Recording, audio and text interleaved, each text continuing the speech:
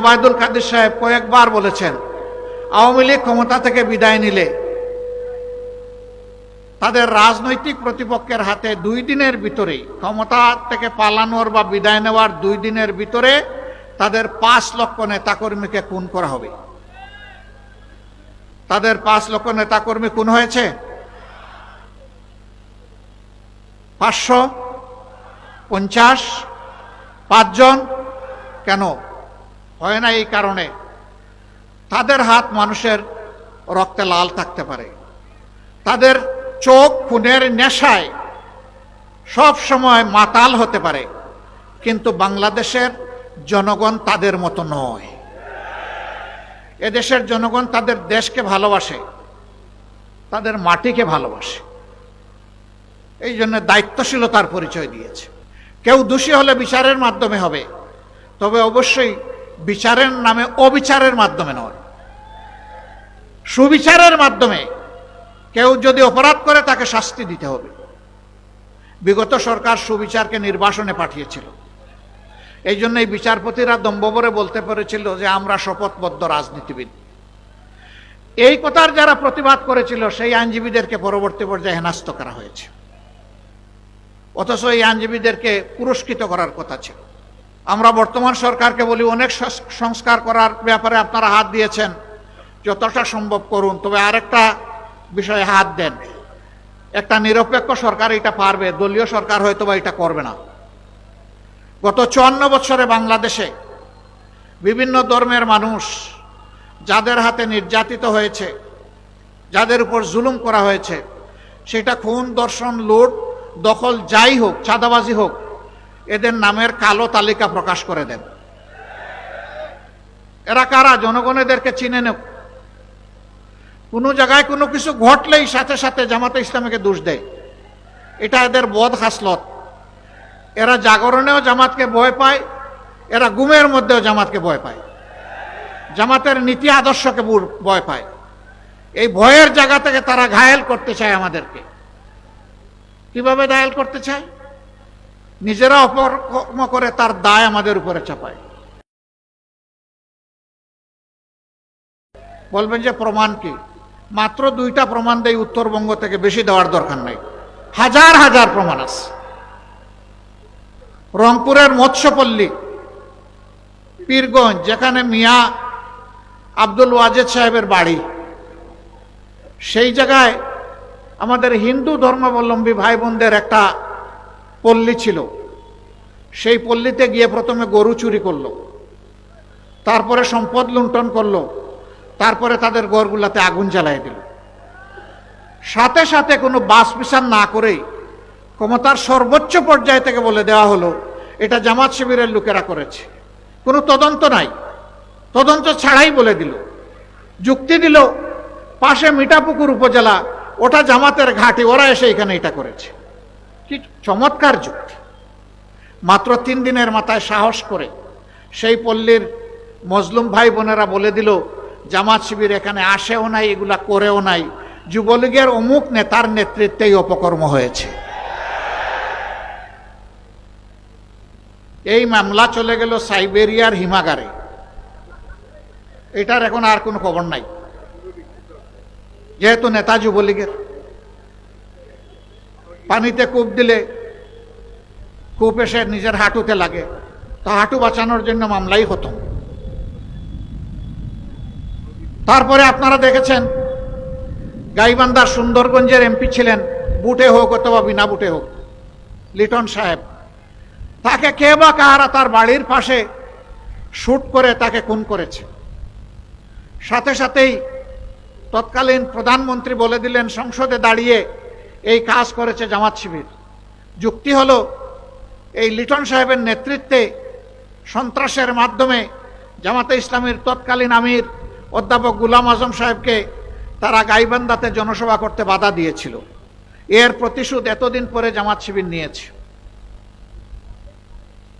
এই অভিযোগে আমাদের বেশ কিছু নেতাকর্মীকে জেলে নেওয়া হলো, রিমান্ডে নেওয়া হলো, শারীরিক, আর্থিক, মানসিক নির্যাতন করা হলো। দিন শেষে পুরা তদন্তে বের হয়ে আসলো না জামাত শিবিরের কোনো সম্পর্ক এটার সাথে ছিল না, বরঞ্চ তাদেরই ক্ষমতার পার্টনার যিনি ওই আসনের সাবেক এমপি ছিলেন, একজন অবসরপ্রাপ্ত সামরিক অফিসার, তিনি তার পিস্তল দিয়ে গুলি করে তার রাস্তা পরিষ্কার করেছেন। আদালতের গারদে তার সাথে আমার দেখা হলো, আমি চিনতাম না, লম্বা চুল, সম্ভবত কুপাও বেঁধেছেন তিনি, ভদ্র চেহারা, একটা চেহারা এক কোণে বসে আছেন, আমি আর এক কোণে বসে আছি। কিউরিওসিটি নিয়ে জিজ্ঞেস করলাম যে আপনার পরিচয়, কি মামলায় আপনি এখানে? তিনি বললেন আমার বাড়ি সুন্দরগঞ্জ, আমি কর্নেল অমুক, এবং আমাকে লিটন হত্যার দায়ে শাস্তি দেওয়া হয়েছে, আরো 3টা মামলা পেন্ডিং আছে আমার বিরুদ্ধে। খুনের মামলার রায় হয়েছে, অস্ত্র মামলা রয়ে গেছে, আরো কি একটা মামলা উনার আছে। আমি তখন উনাকে চিনলাম, অথচ দায়টা দেওয়া হলো জামাত শিবিরের ঘাড়ে। সম্মানিত ভাই ও বোনেরা, এই ছিল আওয়ামী লীগের অবস্থা। যেখানেই কোনো অপকর্ম সেখানেই নিজেরা জড়িত, আর দায়টা জামাত শিবিরের উপরে রাখে আল্লাহ মারেকে। তারা দফায় দফায় আমাদেরকে হাতে বিনা টিকেটে বলতেন অমুক দেশে চলে যাও। আর একটা ভিসা দিবেন তো, একটা টিকিট তো দিবেন, টিকিট ভিসার ব্যবস্থা না করে বলে অমুক দেশে চলে যাও। আপনারা কোন বেশে এবং কোন টিকিট নিয়ে এখন দেশ থেকে চলে গেলেন? আমরা তো কখনো বলি নাই দেশ ছেড়ে চলে যান, আমরা এটা বলবো না। বাংলাদেশের সকল নাগরিকের এই দেশে বসবাস করার বৈধ অধিকার রয়েছে। আমরা একটা কথা পরিষ্কার করতে চাই, এখানে বিভিন্ন ধর্মের ভাই বোনেরা আছেন, আমরা বাংলাদেশে কোনো মেজরিটি মাইনরিটি মানি না। আমরা বিশ্বাস করি এই দেশের বুকে যেই জন্ম নিয়েছে, বাংলাদেশের সংবিধান তাকে সমান অধিকার দিয়েছে। সুতরাং মর্যাদার দিক থেকে তিনি একজন মর্যাদাপূর্ণ বাংলাদেশের নাগরিক। আপনারা কখনো নিজেদেরকে মাইনরিটি মনে করবেন না। এই মাইনরিটি বলে বলেই আপনাদের উপর এতদিন এত অত্যাচার হয়েছে। আপনারা আমাদের ভাই বোন, আমরা সহমর্মিতার সাথে একসাথে গর্বের সাথেই বাংলাদেশে বসবাস করতে চাই। তারা আমাদের বিরুদ্ধে আরো অনেক বিষোদ্গার ছড়ায়। আদর্শ নাই তো, চরিত্রও নাই, দেশপ্রেম কি আছে না আছে আল্লাহ ভালো জানেন আর জনগণ ভালো জানে, আমরা কিছু বলবো না। যাদের দেশপ্রেম আছে তারা দেশের জনগণের টাকা চুরি করে না। সম্মানিত ভাই ও বোনেরা,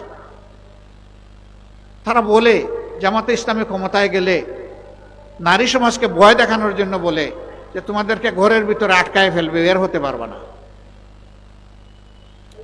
দেখেন, প্রমাণ দেখেন, ডান দিকে এখানে পুরুষদের আলহামদুলিল্লাহ গ্যাদারিং, বাম দিকে আমাদের বোনদের গ্যাদারিং। তারা ঘর থেকে বের হয়ে আসে নাই? আমাদের মা বোনেরা বিভিন্ন পেশাগত দায়িত্ব পালন করে না, সামাজিক কাজকর্ম করে না, সবই করে, সবই করবে ইনশাআল্লাহ। সেদিন বাড়তি 2টা জিনিস নিয়ে আরো করবে তারা, আনন্দের সাথে করবেন। একটি হচ্ছে মর্যাদা, আরেকটি হচ্ছে নিরাপত্তা। এখন তাদের সামাজিক মর্যাদাও কম আর নিরাপত্তা একেবারেই নাই। এই 2টাই সেদিন নিশ্চিত করা হবে ইনশাআল্লাহ। রাষ্ট্রীয় দায়িত্ব পালনের ক্ষেত্রে দেখা হবে না কে কোন দলের আর কে কোন ধর্মের, দেখা হবে তিনি এই দায়িত্বের উপযুক্ত কিনা। যিনি যে দায়িত্বের উপযুক্ত তার হাতে সেই কাজটি তুলে দেওয়া হবে ইনশাআল্লাহ। তরুণ যুব সমাজকে আমাদের বিরুদ্ধে খেপানো হয়েছে কালের পর কাল, যুগের পর যুগ। এখন তারা বুঝেছে এগুলা সবগুলাই ছিল দেশ বিরোধী ষড়যন্ত্র। এই যুবকদেরকে তৎকালীন প্রধানমন্ত্রী গালি দিয়েছিলেন, সেই গালির প্রকৃত জবাব তিনি পেয়ে গেছেন। পেয়ে যান নাই? পেয়ে গেছেন। তা আলহামদুলিল্লাহ, আমরা প্রতিশোধের রাজনীতিতে বিশ্বাস করি না। নাইলে আমাদের উপর যে পরিমাণ জুলুম করা হয়েছে, যদি আমাদের কর্মীরা ধৈর্য না ধরত তাহলে এই দেশে অনেক প্রতিশোধ নেওয়া হয়ে যেত। আমরা বলেছি হ্যাঁ, যতটা খুন হয়েছে সবগুলা খুনের বিচার হতে হবে। বন্ধুরা, আপনারা কিন্তু আবার লিখবেন না যে খুনের বিচার করব। মাঝে মাঝে কিন্তু মিডিয়ার বন্ধুগণ আমার কথাকে বদলাইয়া বলেন খুনের বিচার করব। আমি বিচার করার কে? আমি কি বিচারক? বিচারকের আসনে বসে যারা বিচারক তারা বিচার করবে। আমরা বলছি বিচার হতে হবে, এই বিচার আমরা দাবি করি।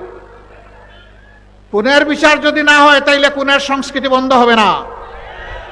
লুটপাটের বিচার যদি না হয় লুটপাটের সংস্কৃতি বন্ধ হবে না। চাঁদাবাজদের বিচার যদি না হয় চাঁদাবাজি বন্ধ হবে না। ঘুষখোরের বিচার যদি না হয় ঘুষখোরি বন্ধ হবে না। সুতরাং সকল অন্যায়ের বিচার হতে হবে। এ বিচার আমরা দাবি করি, কিন্তু তাই বলে আইন কেউ হাতে তুলে নেও এটাও আমরা পছন্দ করি না। আইন আইনের গতিতে চলবে।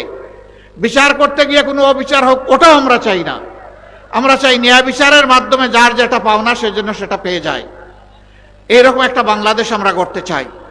আমাদের সন্তানদেরকে আমরা আশ্বস্ত করতে চাই, তোমরা যে বৈষম্যহীন বাংলাদেশের স্লোগান দিয়ে বলেছিলে উই ওয়ান্ট জাস্টিস, আমরা তোমাদের সাথে আছি।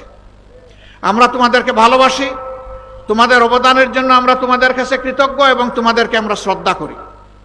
তোমরা আমাদের অহংকার, তোমরা আমাদের গর্ব। আগামীর বাংলাদেশ ইনশাল্লাহ আমরা তোমাদের হাতে তুলে দিতে চাই। আমরা তোমাদের পাশে থেকে দোয়া করতে চাই, সাহায্য করতে চাই। মরার আগে আমরা দেখে যেতে চাই আমার প্রিয় বাংলাদেশ সাম্য এবং সৌহার্দ্যের বাংলাদেশ। আমার প্রিয় বাংলাদেশ একটা মানবিক বাংলাদেশ। এই মানবিক বাংলাদেশের জন্যই আমাদের সংগ্রাম, আমাদের সাধনা। এই সংগ্রামে আমরা আপনাদের সকলকে পাশে চাই, সাথে চাই। এই সংগ্রাম তখনই সফল হবে যখন আল্লাহর দেওয়া বিধান অনুযায়ী মানুষ ন্যায় বিচার পাবে। আল্লাহর দেওয়া বিধানের বাইরে কেউ ন্যায় বিচার নিশ্চিত করতে পারবে না, পারে নাই। আল্লাহর দেওয়া বিধান সমস্ত সৃষ্টির জন্য, শুধু মানুষের জন্য না। সমস্ত ধর্মের জন্য, নির্দিষ্ট কোনো ধর্মের জন্য না। যারাই মানুষ তাদের জন্য আল্লাহর এই সাম্যের বিধান। আমরা সেই বিধানের বাংলাদেশ গড়তে চাই। এইখানে বিভিন্ন ধর্মের ভাইয়েরা এখানে বক্তব্য রেখেছেন। জামাতের কাছে তারা প্রত্যাশা ব্যক্ত করেছেন। আপনারা দোয়া করুন যে এই কথাগুলো আমাদের মুখ দিয়ে বের হয় আমরা যেন সেই কাজগুলো করতে পারি। আমরা যেন জাতির সাথে প্রতারণা, ধোঁকাবাজি না করি। আমরা যেন জীবন দিয়ে হলে আমাদের কথা রক্ষা করতে পারি। আমরা যেন অন্যায়ের কাছে মাথা নত না করি, বরঞ্চ আমাদের মাথাটা বারবার নত হোক শুধু সৃষ্টিকর্তা আল্লাহ তাআলার কাছে। মহান আল্লাহ আমাদের সহায় হন। আপনারা কষ্ট করে সবাই এসেছেন, সবাইকে আমার পক্ষ থেকে ধন্যবাদ, কৃতজ্ঞতা এবং অভিনন্দন। আমাদের সালাম নিয়ে ঘরে ঘরে পৌঁছে যাবেন। শান্তি, সাম্য এবং মানবিকতার এই আবেদন, এই দাওয়াত নিয়ে, কোরআনের দাওয়াত নিয়ে আপনারা ঘরে ঘরে পৌঁছে যাবেন। দিনাজপুরের একটা ঘরও যেন এই দাওয়াতের বাইরে না থাকে, আমি আপনাদের কাছে সেই আহ্বান জানাবো। আপনারা পারবেন তো? ইনশাআল্লাহ পারবেন। সাম্যের এবং মানবিক বাংলাদেশ গড়ার জন্য আপনারা প্রস্তুত? তাহলে কিন্তু আমাদের লড়াই শেষ হয়নি, সংগ্রাম শেষ হয়নি। সংগ্রাম তখনই শেষ হবে যেদিন সত্যিকার অর্থে একটা মানবিক বাংলাদেশ গড়ে উঠবে। সবাইকে অভিনন্দন, সবাইকে অভিনন্দন, বুক ভরা অভিনন্দন। আসসালামু আলাইকুম ওয়া রাহমাতুল্লাহ।